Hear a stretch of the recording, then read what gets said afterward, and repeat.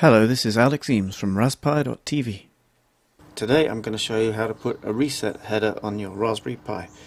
This only applies to the revision 2 Raspberry Pi.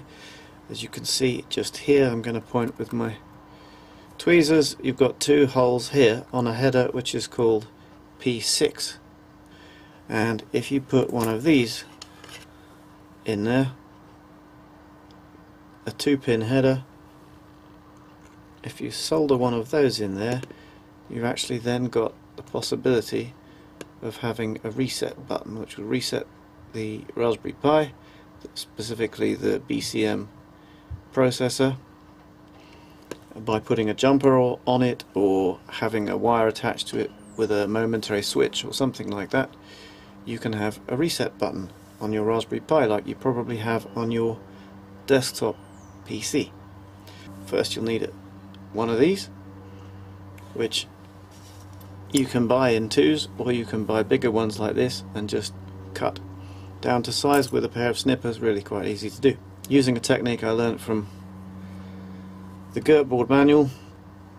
First thing you do is you put your pins into the hole and then put a sponge on the other side and then invert it.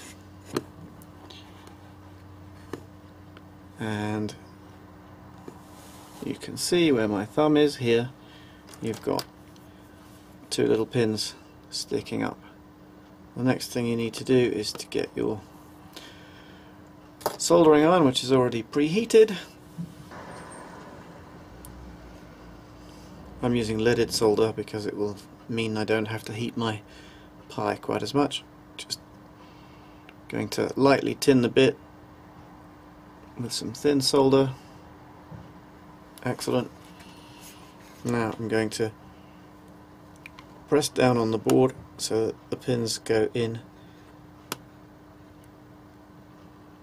touch the soldering iron tip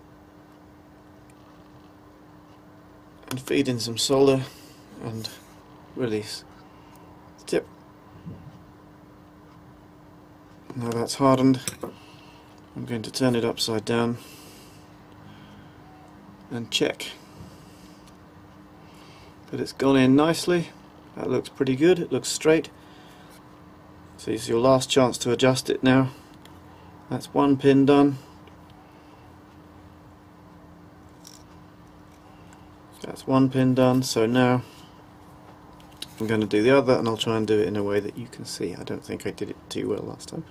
Right, so I'm going to put the bit on the pin, and once that's heated for a few seconds, feed in some solder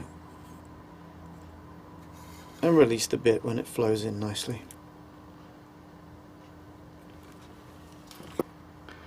Just here you have the two solder joints. I'll take a macro photo of that in a minute and you'll be able to see it better.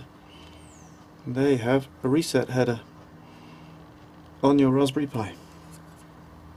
That didn't take very long at all, did it?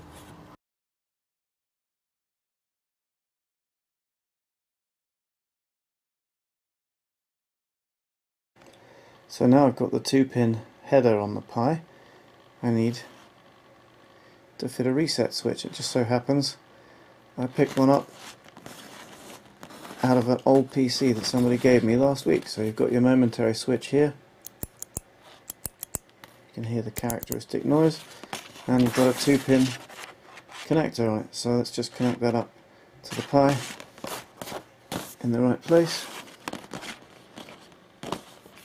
which is just here. And there you go, you've got a Pi with a reset switch on it. Let's see if it works. Okay, so I've saved you from the boring bit. I've logged into the Pi now. Now it's all ready for me to hit the reset switch and see if it works. I'll bring it close so you can hear the sound.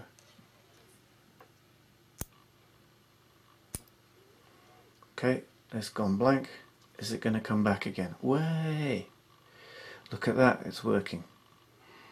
I just rebooted my Pi with a reset switch.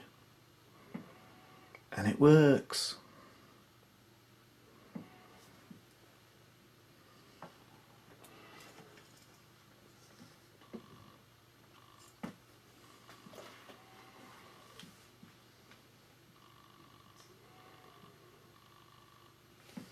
So I'm going to log in now. And I've got one further experiment to try. I'm going to shut it down.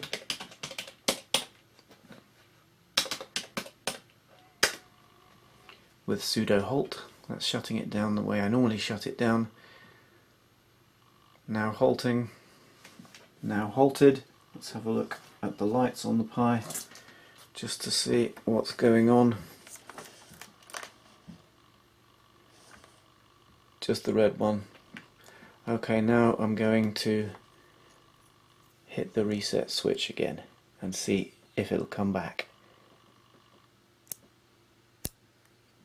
Oh, look, the LEDs are flashing. Something's happening. Look at that. It's coming back to life again. So when it's actually halted but still connected to power, you can use the reset switch to bring it back up again. That's pretty cool. This was Alex Eames for Raspberry Pi.tv. Thank you for watching.